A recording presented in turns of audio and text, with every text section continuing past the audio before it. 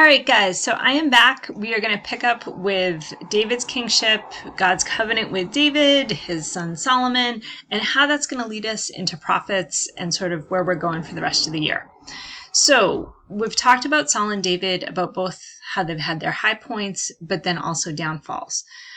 David's son Solomon will also have very high highs, but very low lows. So he asks God for wisdom. He's known for his wisdom. But then ultimately, idolatry is going to be his downfall. So this is not good, but we're going to start with David's covenant to figure out what God promises David and how that's going to matter for us in our reading of Scripture. So, things to kind of remember about King David.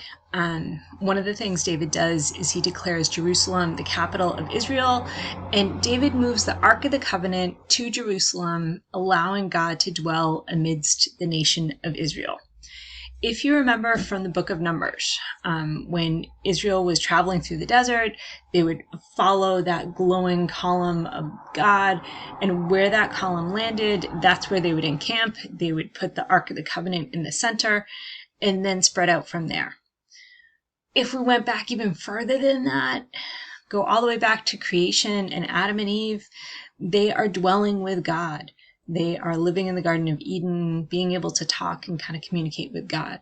So this is what God wants from his people, to kind of be in the midst. David absolutely allows this to happen.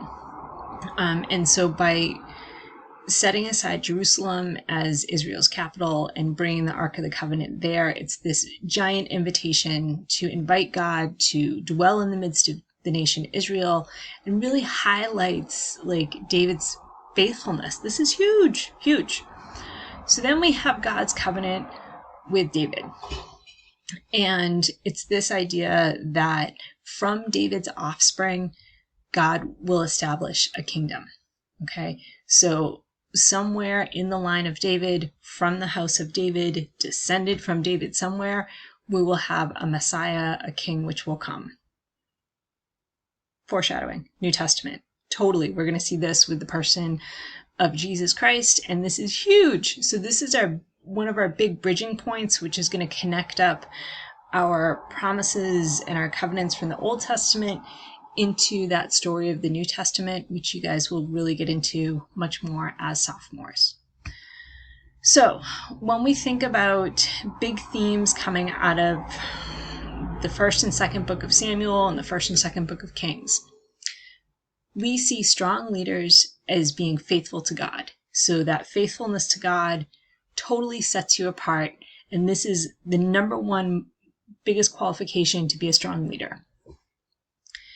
Israel's kings should be separate and different kinds of kings from their neighbors.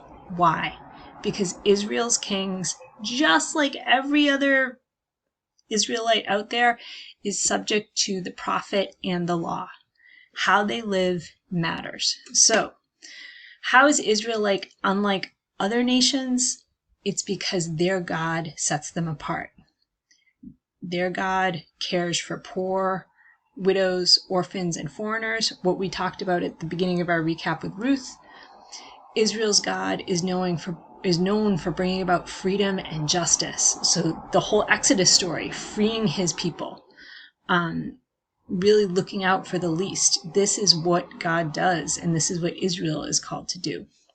So Israel as a nation is called to live in a way which is going to teach all the Canaanites, the Moabites, the Babylonians, the Assyrians, everybody else about who the God of Israel is.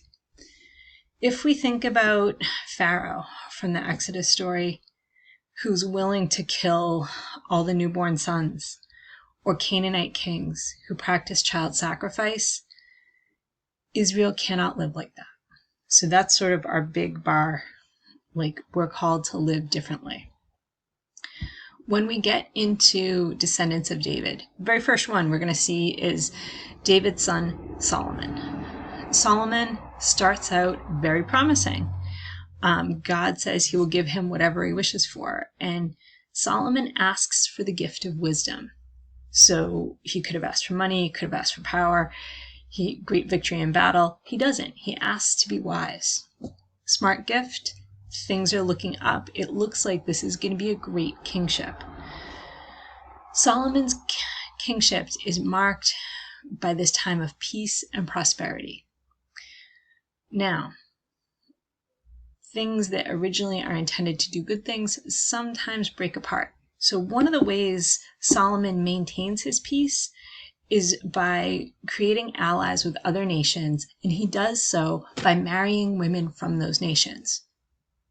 First look, not a bad thing. However, his wives from other nations don't know the God of Israel. And when they come into his household, they bring their gods or their idols. And ultimately, Solomon is going to begin to promote worship of those gods, which is idolatry. First commandment, I'm the Lord your God. You shall have no other gods besides me. Huge problem. And I'm going to flash back to first part of Solomon's kingship. He asked for wisdom. Solomon ultimately is going to be the one who builds a beautiful temple to God in the city of Jerusalem. So that Ark of the Covenant is not just housed in the city, but it's housed in the temple. And this becomes a huge symbol of faith. So at the beginning, it looks like it's going to be very, very good. But then that push towards idolatry really pulls Solomon down. In addition, we see corruption, we see additional taxing, we see forced labor, and he's becoming more and more like the other leaders of other nations, and he's forgetting all about the prophets and the law. Reminder, God warned Samuel, this is where all human kings are going to end up. They don't need a king, but they want a king. I'll give them a king. So this sort of corruption is a little bit to be expected. We saw a pattern of goodness followed by corruption in Judges and before. So we're going to see how it plays out going forward. Solomon, as king, should pass his kingship on to his son. Now, when Solomon passes away, there's conflict. There's people that are saying, you know what? This isn't righteous. You're setting up gods, other gods, not our God, and you've lost your way. And so there's all these rebellions and sort of civil war. So after Solomon dies, that big kingdom that David had united split into two. So we're going to see Jeroboam, Solomon's servant, is going to rule the northern kingdom, and Rehoboam, Solomon's son, is going to rule the southern kingdom, the kingdom of Judah. So when it splits north and south, we're going to see Israel in the north and Judah in the south. This is not going to last for too long. Eventually, the northern kingdom is going to be conquered, and the southern kingdom is going to be conquered. And in the meantime, you're going to have this push that says, you know what, we're more faithful to God. This is why our kingdom is lasting longer. And we're going to remember that Jerusalem and its temple that Solomon built to honor God is housed in the south. And just to give you guys a little map so you can see, we have our kingdom up north up here, whose capital will be Samaria. For those of you who are familiar with your Bible stories, the Samaritan woman is going to come from Samaria. And our kingdom in the south is going to be the kingdom of Judah. When we think about key points to take out, okay, behavior matters. So when we recapped Ruth and I pulled out that quote from Deuteronomy, that's what I'm talking about. This idea, following the Ten Commandments, the law, and the prophets. The prophets are coming to kind of keep us in line. The prophet Nathan helps David sort of see his way back to God. So prophets like Samuel, like Nathan, are sent to keep rulers in check so that temptation of power does not overwhelm them. The Davidic covenant is going to be huge. So we are going to see a Messiah king will come from the house of David. We're going to see prophets who refer back to this covenant and kind of talk about sort of Messiah that will come. If we go all the way back to creation again, that original sin from Adam and Eve, which is trying to be like God, we're going to see that continue to play out in the leaders of ancient Israel. So when we think of where we're going to go from here, Israel has to find a way to return to faithfulness. We know that when Israel stays faithful to God, there are blessings and good things that happen. So prophets are going to help bring them about to faithfulness. I'm going to put out a slideshow on prophets for you guys Thursday, and I will have lots of detailed information in there.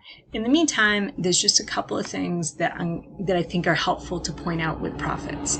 So we have a whole bunch of them. They are going to come from different time periods, and they're going to come from different regions. So when we're looking at prophets, we want to ask ourselves, is this a prophet from the northern kingdom? Is it a prophet from the southern kingdom? I mentioned both the north and the south will be conquered at some point. When they're conquered, the Israelites are exiled to Babylon.